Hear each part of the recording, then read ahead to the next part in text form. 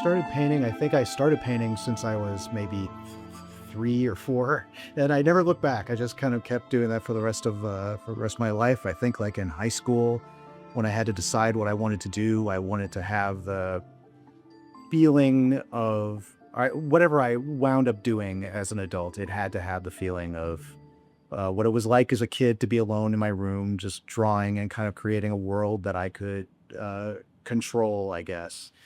Early on, some of my inspirations were kind of avant-garde sketch comedy like Monty Python or Kids in the Hall. I was really into that. I was really into science fiction and just kind of dark satirical either movies or books. Kurt Vonnegut was a huge influence, escapist Terry Gilliam movies, things like that. And then I think because I was really sort of obsessed with uh, building worlds that I could control or like making, I sort of saw drawing, I guess, as uh, a way of making still images of movies in my mind. I still see my work as being really cinematic, I guess, or really narrative driven. I still think about even the violence in my paintings is kind of like a reference to Monty Python, or there's like an intentional unreality to that kind of stuff. I guess I would describe my style. I would say, or maybe I have said in the past, I would describe my work as being medieval, psychedelic, satirical fairy tales. Yeah.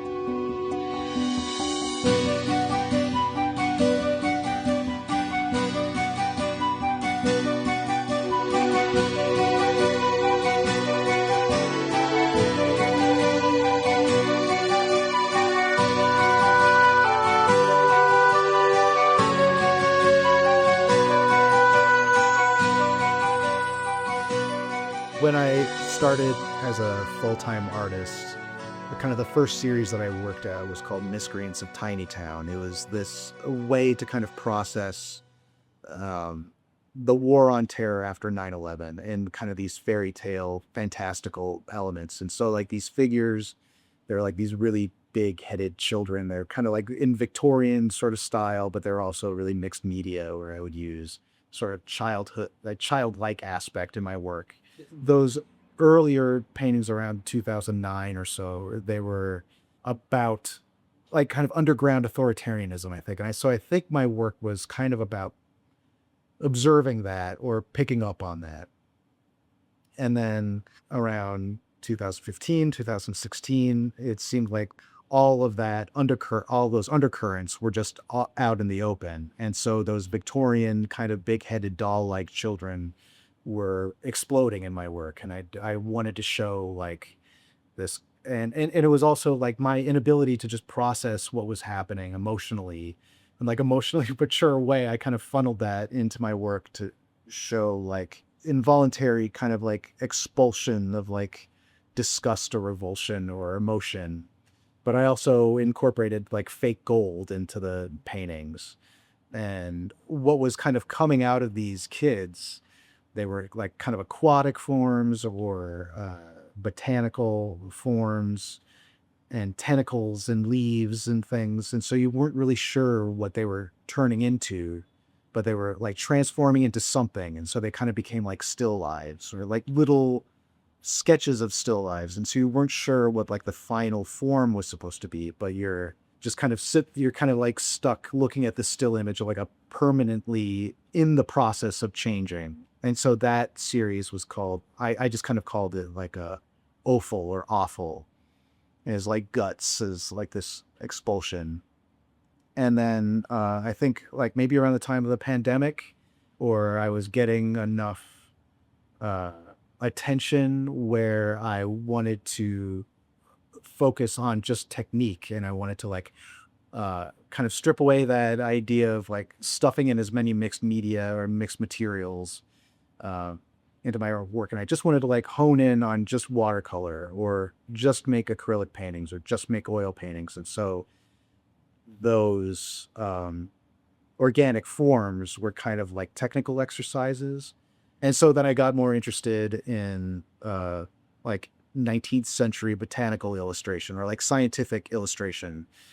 And so that's kind of how I saw those figures. I kind of turned it into sort of like Ernst Haeckel, like, or, these colonial, you know, uh, explorers, like kind of exploring this new world of authoritarianism and like trying to study those things that I accidentally created. And so I would like kind of overlap those ideas or repeat the same themes. And then going back to the idea of like gravity and physics, that I kind of imagine that those guts or those forms were kind of like their own species. And so I kind of like played around with different ideas of like anatomical studies and botanical studies.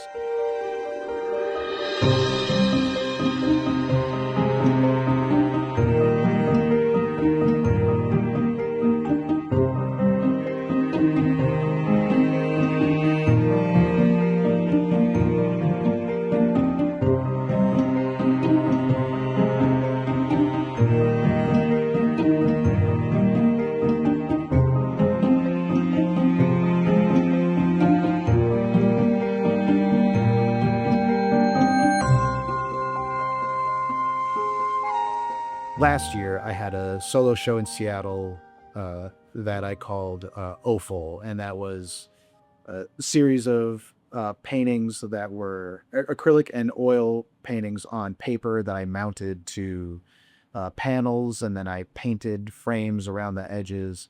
And there was a lot of really elaborate prep work for that. Kind of an assembly of my different styles over the years of like the satire and the gore, but with like kind of the refined figuration or whatever.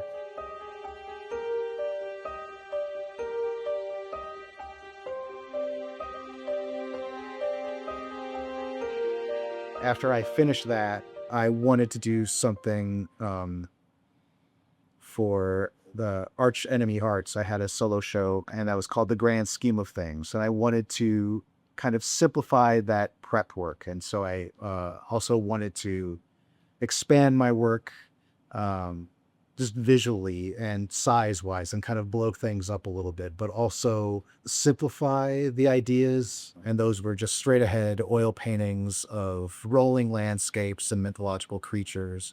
And it was a real departure from that Offal series where it wasn't about focusing on the guts or the innards of these figures. It was like I'm zooming way out, and those figures are actually like comparatively really small. My figures usually kind of fill a frame or they're kind of composed in a certain way. I just wanted them to be almost afterthoughts, where what's happening in the world and what's happening in the news is just so big you can't grasp it.